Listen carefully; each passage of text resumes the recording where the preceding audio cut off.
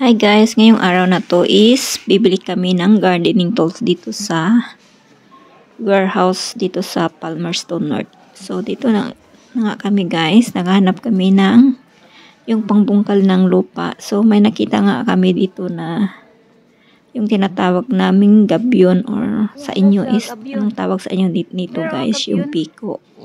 Pangbungkal ng lupa. Or do you want this one? Like that? Like you had before? Oh, like that. I don't like it. Very good. Where the one before I buy? Like this, oh. But it's small. You got this one? No, I don't like it. Ito na nga kami guys. Tumingin-tingin muna kami sa iba. Baka makakita pa kami ng mas magandang piko dito sa warehouse. So, naglibot-libot muna kami at nagtingin-tingin kami kung saan ba yung nabili namin noon na magandang piko. Pangbungkal kasi yun ng lupa guys kasi mag-garden kami. So, bago yan, dito nga kami na tumaan sa mga tools. Papunta kami sa garden kasi bibili din kami ng pangtanim na mga gulay guys. So dito nga guys, nagtingin-tingin muna kami ng mga gardening tools. At saka bumili na rin kami ng fertilizer at saka yung pang-spray ng aming garden na pesticide. So ito nga yung mga paninda nila dito guys na hanging plant, na pang-hanging plant sa mga bulaklak. So yan nga yung mga presyuhan guys. So isang piraso is $29, $30, $16, $17. So yung $30 guys, yung puti na yan is $1,000 yung isang piraso. Sabi ko, ang mahal naman dito guys. Yung mga pang ano na pat, samantalang sa atin 300, oh. Mabili ka na ng 100. So dito na nga kami sa mga paninda na mga seedling na gulay guys. So bumili nga kami ng broccoli, cauliflower, at saka yung cabbage na green at saka red. So yung pinangbili naming mga seedling guys is good for winter na pananim. Kasi nga kaming winter na kasi guys. So yung binili naming mga pang garden na mga gulay is pwedeng mabuhay kahit sa winter. So, yung napili nga namin is yung cauliflower at saka yung broccoli at saka cabbage at saka yung kale. At yung iba naman is yung bok choy, yung pichay na green ba guys. So, yan na nga guys, namili na kami. So, tuwang-tuwa ako dito guys kasi binilhan niya ako ng mga gulay na pangtanim ko.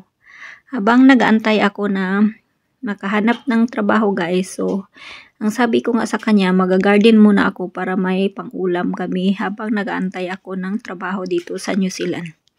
So, dito nga guys, tingin-tingin muna kami ng mga halaman dito guys. So, nakita ko nga yung mga presyo dito guys. Isang mahal talaga yung mga presyuhan ng mga pananim dito guys. So, ito naman yung bulaklak na gustong-gusto ko. Pero, hindi siya siguro pwede kasi pang winter na siya guys eh. So, ito naman yung mga bulaklak dito nila guys. $22 each. Ang mahal talaga. So, yan yung mga bulaklak nila guys. Pero, may bulaklak na siya. So, ito naman yung mga curry leaves. Ito yung curry leaves nila dito guys. Ito naman yung laurel or tinatawag nilang bay leaf. So, $23.79. So, nasa lemongrass, 800 pesos. Ito naman yung tanglad or lemongrass sa English. So, sabi ko, kakaiba naman yung lemongrass nila dito guys is parang purple yung tangkay niya. Tapos yung dahon niya is parang na lanta na kasi nga papuntang winter na. So ito na nga guys, tuwang-tuwa ako kasi binilhan niya ako ng pananim. So pauwi na nga kami guys, hapon na pagkatapos namin nag-shopping ng mga pananim sa warehouse, Palmerston North, dito sa New Zealand. It's maroon tree. So, hapon na nga guys, so, pauwi na kami doon sa aming bahay sa bukid. So, kinabukasan guys, dumaan nga kami dito sa aking mother-in-law dito sa Palmerston North. So, sabi ko nga guys, ang ganda ng mga pananim niya sa palibot ng bahay niya na mulaklak, saka yung may mga maliliit na fruit. Sabi ko, ito pala yung cranberry na fruits dito sa tabi ng bahay niya. Maliit lang siya na plant. Tapos maliit yung mga fruits niya guys. Maganda pala ito sa urinary tract infection. So, binigyan niya nga ako dito ng mga cutting. Saka ito naman yung freesia flower guys. Ang ganda pala nito ng freesia flower. So, may iba't ibang mga bulaklak nito. Iba't ibang klase na kulay. May pink, may fuchsia, at saka purple at white. So, ito na nga guys. Ang ganda ng mga bulaklak niya. So, sabi ko nga, ang ganda ng mga bulaklak mo. Sabi niya, oh, bigyan kita ng cutting nito. Maganda to at mabilis lang patubuin. So, dito na nga guys, nagtingin-tingin ako dito sa paligid ng bahay niya. At ito naman yung freesia white color. Saka yung sa labas niya is kulay peach. At may kakaiba din siyang bulaklak, yung tinatawag na cigarette flowers. Kasi tinatawag siyang cigarette flowers is kasi parang may nasindihan na sa dulo ng bulaklak niya. Para talaga yung siyang sigarilyo guys. So ito na nga guys, binigyan niya ako ng mga cutting nito, mga bulaklak. At ngayon, yung tinanim ko na bulaklak na ito guys is tumumbo na nga guys, at meron na nag-umpisa na ulit na dumahon, may dahon yung bulaklak. Ito naman yung rose na maliit. So ito pala yung cigarette flowers guys. Tingnan yung mabuti, yung sa dulo ng flowers is parang sinindihan na sigarilyo. Kasi parang may ano guys, may puti sa dulo. Ayan, ang cute pala nito guys. Ang liliit lang siya pero napaka-attractive tingnan.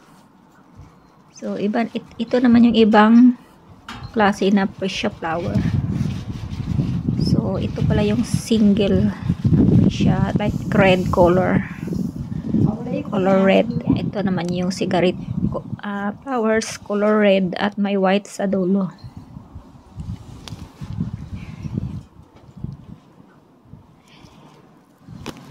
Sabi ko nga sa kanya guys is ang ganda-ganda naman ng mga See, and I've got another one. I think the color goes off, so because then all the goodness goes back into the plant.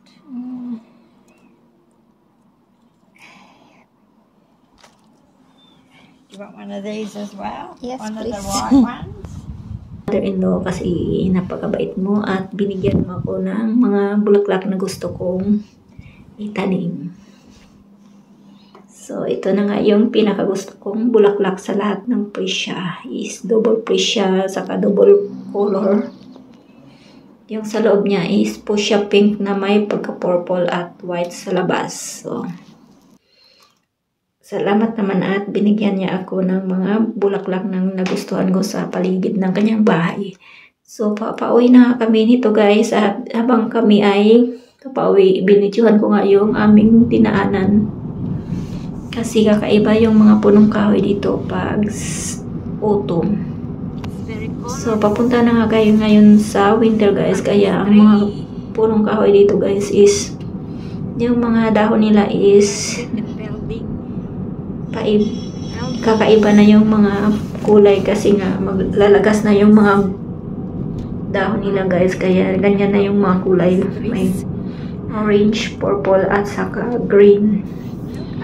So, hanggang dito na lang guys. Kung nagustuhan nyo yung video ko is please papalo naman at pa-like. Thank you for watching. Hanggang sa sunod. Bye-bye!